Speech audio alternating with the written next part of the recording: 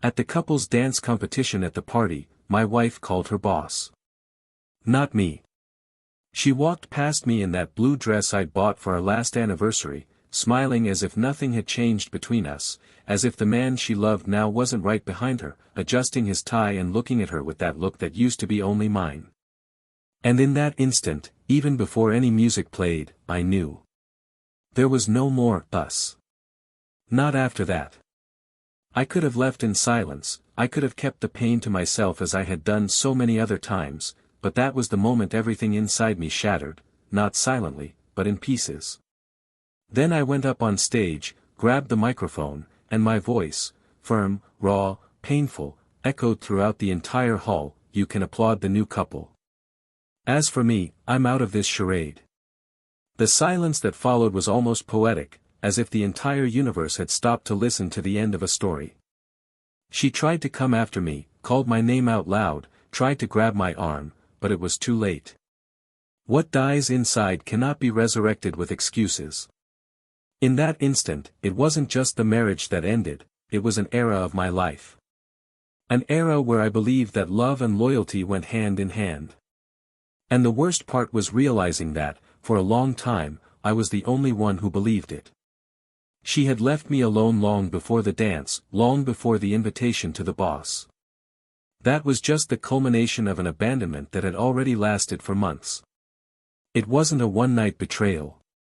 It was a cold, worn-out feeling, a growing absence, a lack of touch, of eye contact, of care. Her betrayal began in the silence, with the phone face down on the table, the deleted messages, the long showers, the smiles that no longer belonged to me. It began when she stopped telling me about her days and started telling me about someone else's. When our sofa became too big for two, and our bedroom too small for respect. I was still there, present, trying, believing. And she had already left, she just didn't have the courage to tell me. Until she did. With the invitation to dance. What no one saw at that party was the weight I was carrying in my chest at that moment. Because that marriage, before being an institution, was my dream. A dream stitched together with simple dinners, lazy Sundays, laughter in the kitchen, notes left on the mirror, glances that were worth more than promises. And suddenly, all of that vanished into thin air. All that remained was the image of her smiling at another man, with the same sparkle in her eyes that had once been mine. That wasn't just betrayal. It was a break with everything I believed about love. And more than that, it was the cruel realization that someone can, indeed, love you one moment and forget you the next. The following days were a parade of memories. Her cup still in the sink, her perfume lingering on my clothes, the sound of her laughter echoing in my head when the silence of the house weighed heavily. I tried to sleep, but dreamed of her dancing with someone else. I tried to eat, but tasted rust. Because that's what betrayal does, it rusts the soul. And I asked myself, every day, where I went wrong. Where did I stop being enough? If I was too predictable. If I loved too much. If I stopped surprising her. But the truth is, the mistake is never only in those who love constantly. Sometimes, the biggest flaw lies in those who tire of being truly loved. She wanted more. And ended up with less. Curiously, she didn't shed any tears at first. Just a forced attempt to explain the inexplicable, to transform a selfish choice into a search for happiness. She said she didn't want to hurt me, that things simply happened. But betrayal isn't an accident. It's a choice. And every choice carries consequences. In the beginning, she seemed fine, as if she'd made the best trade in the world. As if I were just an old chapter in a book she no longer wanted to reread. But time is a cruel screenwriter. And little by little, the glow of the new began to fade. What was enchanting became routine. What was exciting became annoying. And what she believed to be love, never was. Meanwhile, I started over. Not out of revenge. Not to prove anything. But because starting over was the only possible way out. In the beginning, I just wanted to survive. Then, little by little, I rediscovered what it meant to live. I began to look at myself with affection, to regain the peace I had long since abandoned in the name of a marriage that only I supported. And one day, when I least expected it, someone arrived. Not with exaggerated promises, nor with eternal vows. But with true presence. With comfortable silence. With eyes that saw beyond my pain, and hands that held mine without fear of the past. Someone who didn't want to compete with the memory of a frustrated love, but to build a new story with me.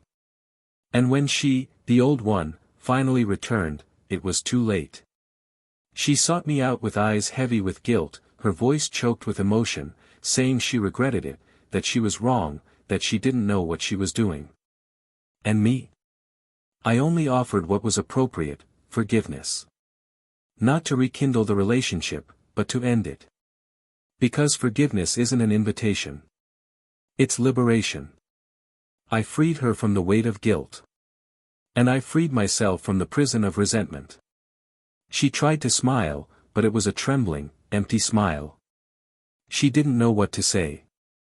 And in that silence, I understood everything. She alone reaped the emptiness she had sown with her choices. And I, finally, was light. But the truth is, no matter how much time passes, there's one image that never leaves me, the day she publicly dumped me, with the nonchalance of someone changing a pair of shoes. And what she didn't know, is that that moment would mark the beginning of the biggest regret of her life. Because not every second chance is better. And sometimes, losing someone who truly loved you, is a pain that doesn't go away even when you ask for forgiveness. And the question that will never stop echoing inside her is: what if I hadn't called the boss to that dance? Welcome to the channel. Here, we don't romanticize betrayal, never. Our stories are fictional, but the feelings they evoke are real.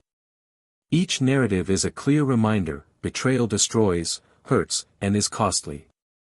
Get ready to immerse yourself in a story shocking, where wrong choices take their toll, and true loves are lost forever. Press play. And feel the weight of a truth that many only learn too late. Good story. Their story began like so many others that seemed destined to work out. His name was Ethan, hers, Clare. They had met at a dinner party at the home of mutual friends, and the connection between them was immediate, almost silent. Clare laughed at Ethan's discreet observations, and he was charmed by the way she played with words, as if she knew the exact boundaries between charm and authenticity. There were no hasty promises, no impulsive declarations. What formed between them grew at the right time, as if the universe had stepped back for a moment to make room for that encounter. Ethan came from a simple family, built on discipline, firm upbringing, and the need to earn everything he had. Clare, on the other hand, was the only child of divorced parents, growing up amidst houses, suitcases, and distant voices. Perhaps that's why, from an early age, she sought stability in everything she did: steady friends, well-defined routines, secure relationships. And that's what she saw in him, a down-to-earth man who didn't shy away from difficulties and, more than anything, who knew what he wanted. The house where they moved after getting married was simple, but welcoming. They chose each piece of furniture with care, as if decorating that space was a metaphor for the life they were building together. The gray sofa chosen by Clare, the light-colored rug that Ethan hated but accepted just to see her smile, the pictures with phrases that they both thought were corny but didn't have the courage to take down because they were wedding gifts. All these details told their story. Mornings were filled with hurried coffees and kisses at the door, nights ended with conversations in the kitchen, between dishes and laughter. On weekends, they liked to go to the city park, sit on the grass and watch the families go by. They talked about having children someday, painting their room yellow or green, traveling abroad before they got too old for long walks. It wasn't a perfect marriage, but it was real. They loved each other the way they could, she with her lightness disguised as control, he with his calmness that hid the fear of failure. Ethan was a dedicated, meticulous civil engineer. He spent hours immersed in spreadsheets and blueprints, always striving to deliver the best results, even on small projects. He didn't talk much about himself at work, but everyone knew he was married. His pride in Clare was discreet, but present in every gesture, the computer wallpaper with a photo of them on the beach, the way he smiled when mentioning the carrot cake she made, the way he refused happy hours too late so as not to leave her alone at night. Clare, on the other hand, had a more extroverted way of dealing with the world.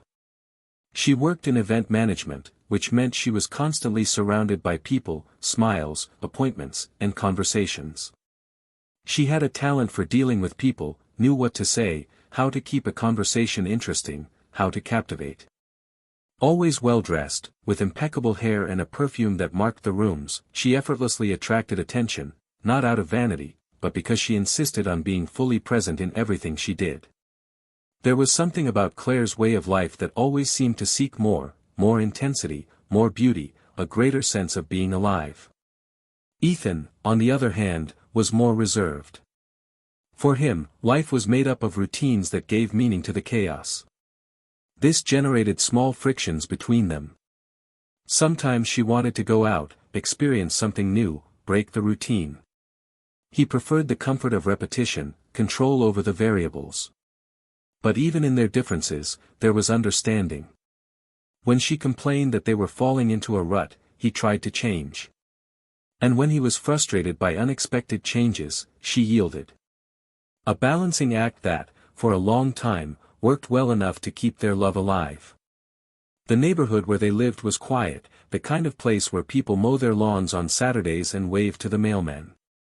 There was a bakery they frequented on Sundays, an ice cream parlor they often went to after long walks, a small movie theater where Clare loved to watch the romantic dramas that Ethan always pretended not to like, but which, deep down, affected him more than he admitted.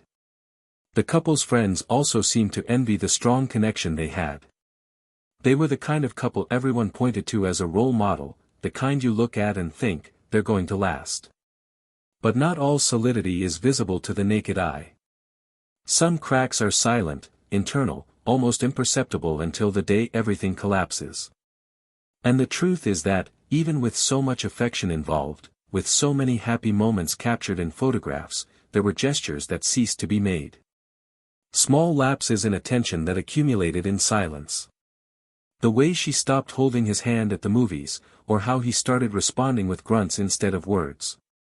It is these small deaths that announce the end, long before anyone says anything. But on the surface, everything still seemed in order. The smiles were there, the social media posts too, the family gatherings, the kisses in the middle of the street. It was as if time had pressed a repeat button in their lives. And they continued, even with the quiet noise of discomfort growing inside. Clare began taking on more events at work, was away more often, and came home later. Ethan initially supported her. He was proud of her ambition and dedication. But after a while, he began to feel her absence like a cold blade. He didn't say anything, only learned to sleep with the hallway light on and the bed colder on one side. Even so, he kept smiling, prepared dinner when he had time, and asked about her day even when the answers came quickly and vaguely.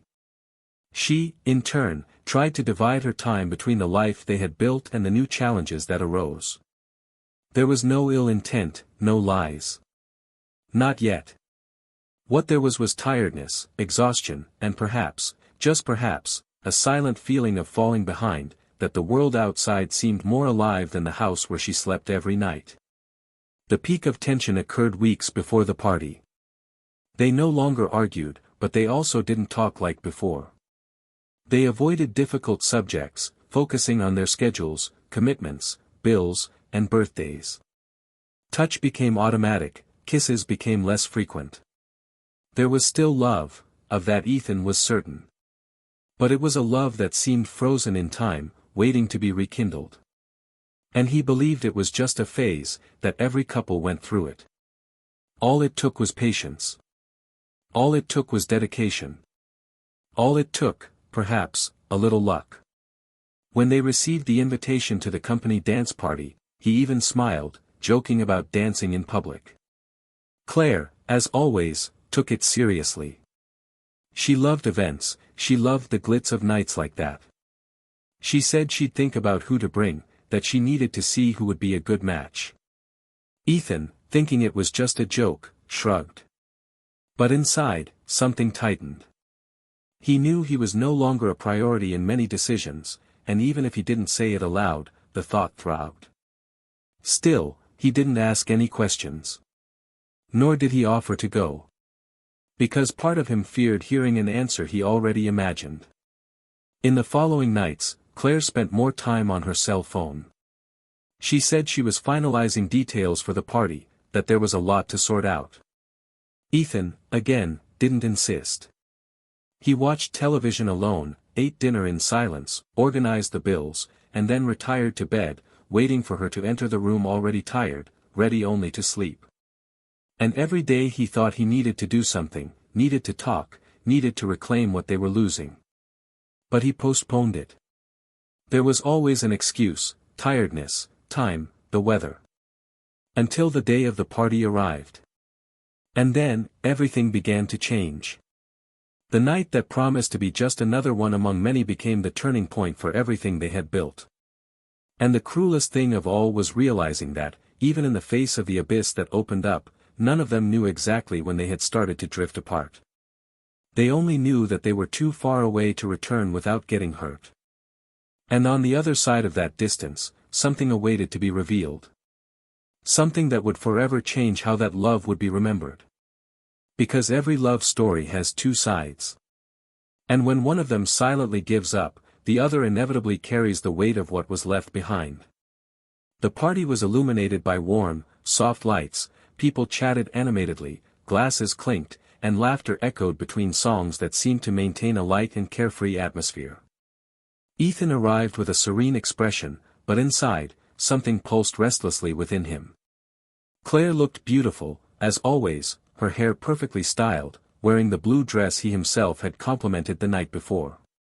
She moved among the guests with that confident and charming smile that always set her apart in any setting.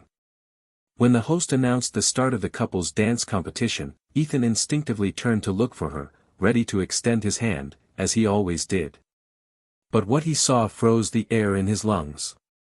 Claire was standing next to the boss, both laughing, and he clearly heard her voice saying, with a lightness that hurt, "Let's show them how it's done." For a moment, the world seemed to spin in slow motion. The surrounding sounds faded, and Ethan's heart pounded heavily, as if each beat were a question that demanded no answer. He saw her hands rest on the other man's shoulders, saw them both walk to the center of the hall to applause. He felt a bitter dizziness rise in his throat, a mixture of shame, disbelief, and suppressed anger.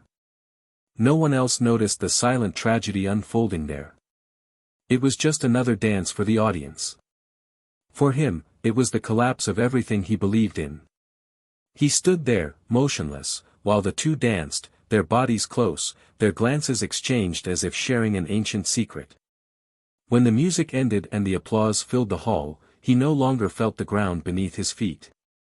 He walked to the stage without thinking, moved only by a force that came from the depths of something he couldn't even name. He picked up the microphone with trembling hands, looked at her, and saw the shock in her eyes.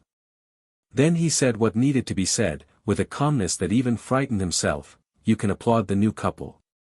As for me, I'm out of this charade." The silence was absolute, cutting. The echo of those words seemed to pierce the hall and reach every corner of the room. Claire tried to approach, her voice faltering as she said his name, begging him to wait, not to do it there. But he simply stepped down from the stage, his gaze fixed ahead, with no more room for tears. There were no screams, no drama. There was only the bitter dignity of someone who decides not to humiliate himself any longer. Outside, the cold night air hit him like a punch. He took a deep breath, trying to reorganize the pieces of himself. Meanwhile, inside, Claire remained still, stunned, her face pale under the lights. She felt eyes weighing on her, tasted the bitter taste of shame, and the growing fear of having crossed a point of no return. In the following days, she tried calling, texting, and even went to his apartment. But Ethan didn't answer. Not because he wanted to hurt her, but because there was nothing left to say. Words had become useless. He gathered what little dignity remained and decided to rebuild his life from silence. Meanwhile, Claire began to confront the emptiness she had created. The man who had once seemed so interested in her had now become distant, evasive. At first, he still texted her, promised dates, made uncertain plans. But time revealed what Claire refused to see: there was no future there. One night, in a brief and cold conversation, he simply said he thought it best to take a break. She stood there staring at her phone, uncomprehending. A break? After everything? She tried calling, but he didn't answer. She tried again the next day, but the call went straight to voicemail. Days later, she learned from mutual colleagues that he had been transferred to another branch in another state. Without goodbye, without explanations, without a last look. The man for whom she had risked her own marriage simply disappeared. The weeks that followed were an emotional wasteland. Claire still woke up hoping to hear Ethan's voice in the kitchen, the sound of coffee brewing, the familiar scent of his cologne in the air. But the house was now just an echo. She tried to fill the void with work, with commitments, with anything that would distract her from the hole she had opened inside herself. But it was useless. The nights became too long, the days tasteless. And it was in this silent space that regret began to grow, slow, cruel, inescapable. Every memory of Ethan was a reminder of what she had destroyed with her own hands. She began to reread old messages, listen to the music he liked, visit places they frequented. At first, she did this seeking solace. Then, seeking punishment. Because now she understood the weight of the loss. And his absence was not just physical, it was existential. One day, months later, Claire decided to look for Ethan in person. She found out where he was living through a mutual friend. She stood before the door, her heart racing, fear and hope mingling in an almost unbearable whirlwind. When he opened it, she could barely speak. The words came trembling, disordered. She said she needed to talk, that she missed him, that there wasn't a single day she didn't think about what she had done. Ethan listened in silence, his face serene but distant. Finally, he answered in a low, firm voice, without resentment, but also without tenderness. "You taught me how slowly love can die, Claire. And when it dies, it doesn't come back." She tried to approach, her eyes brimming with tears, murmuring that she could change, that she could be different, that she just needed a chance. He looked away, took a deep breath, and replied, "It's not about a chance. It's about respect. And yours ended before the dance even began." The words fell like stones, and she collapsed, crying softly, apologizing, repeating that she didn't want to lose him. Ethan stood there, looking at the woman he once loved more than anything, but who was now just a distant reflection of the past. And in a gesture she would never forget, he approached, lifted her face, and said, "I forgive you.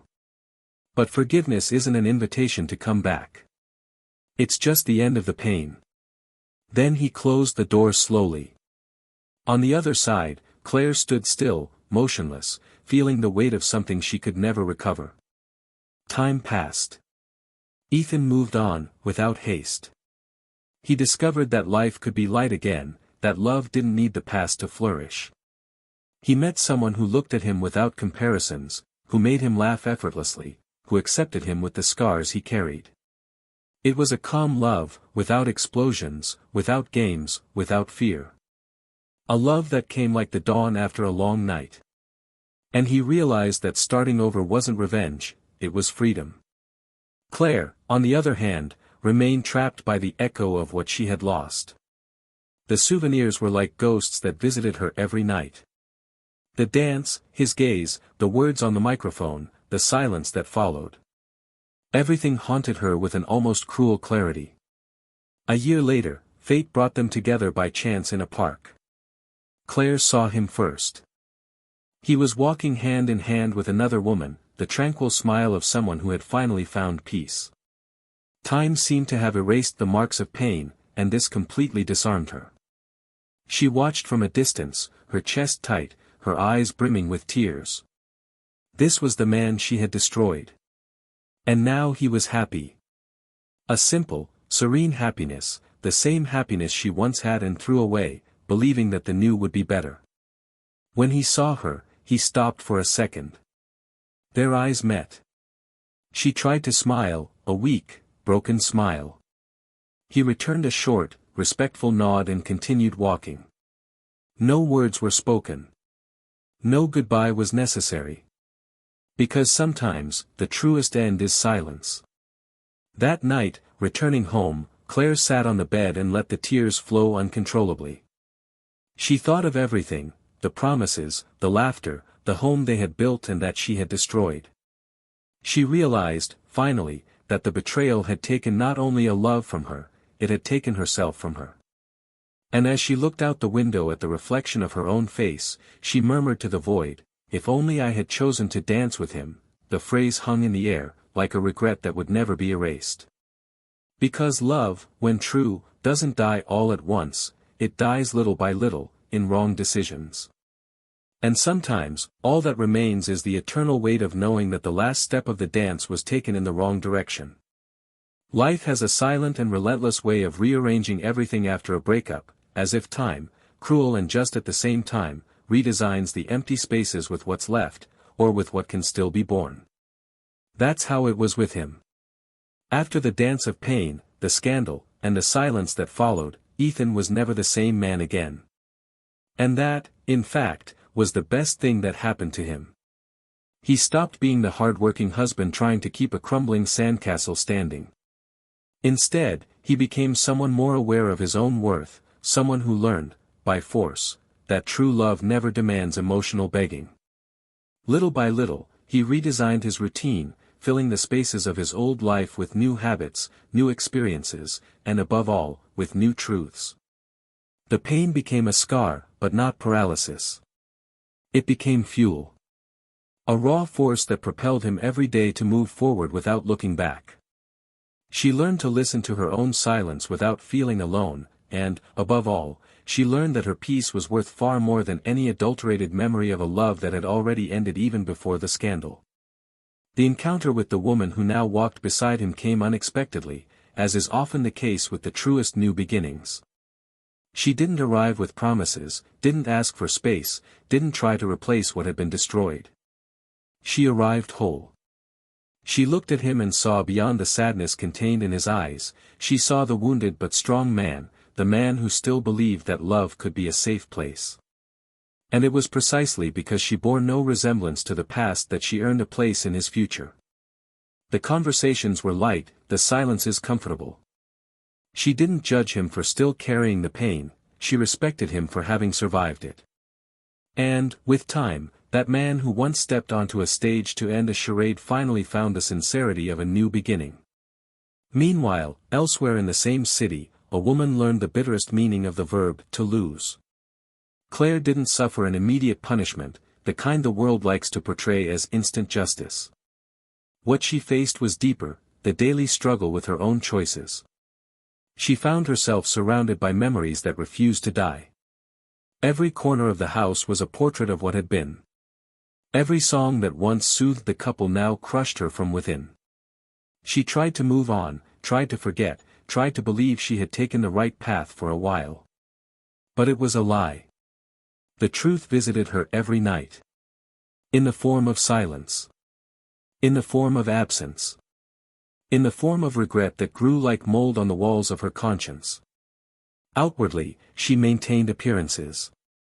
She took care of her body, her home, her work. But nothing filled the void.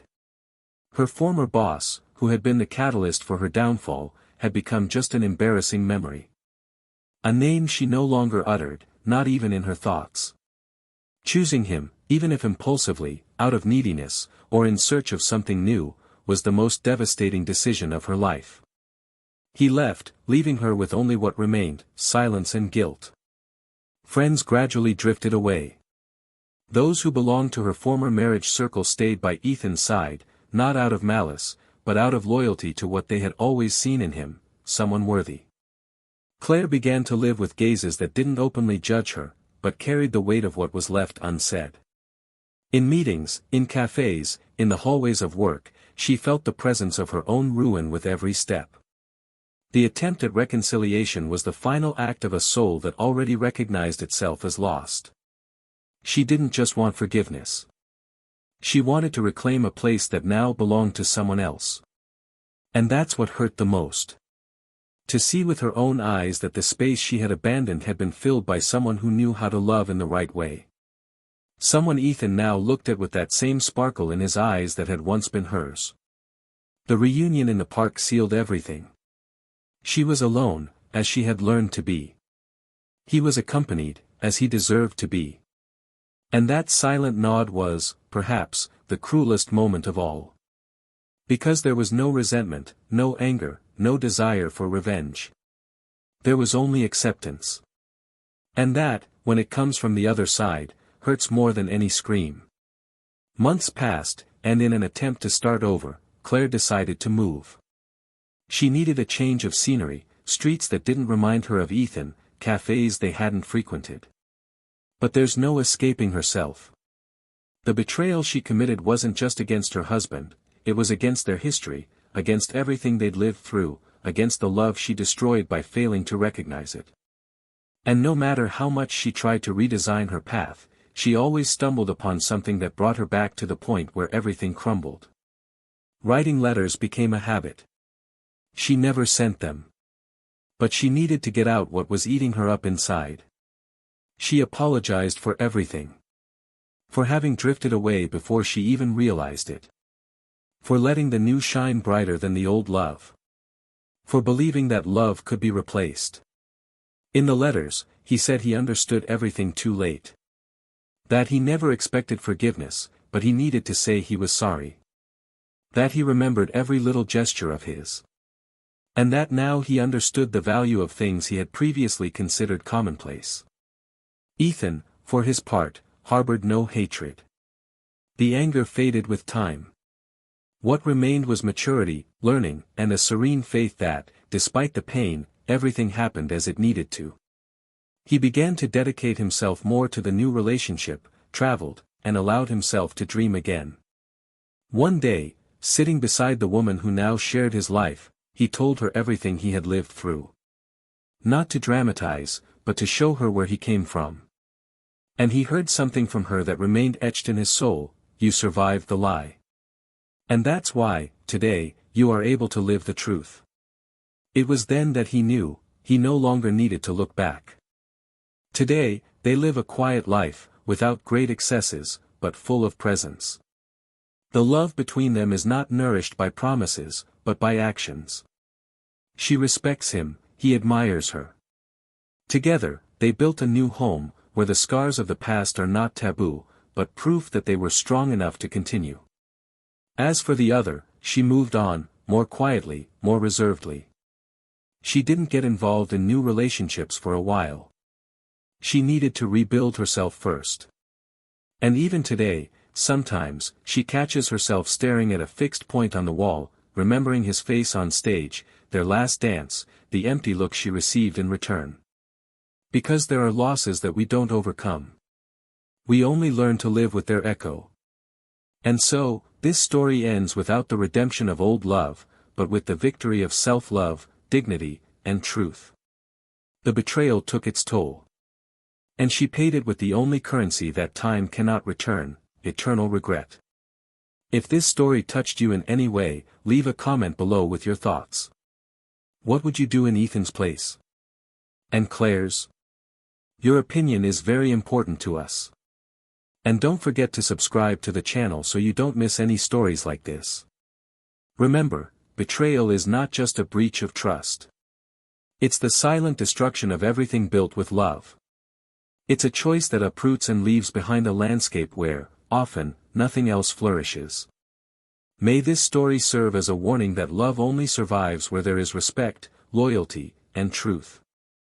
And to reiterate once again, this channel we do not support any type of betrayal. Here, we tell fictional stories to show the real consequences of ill-considered choices.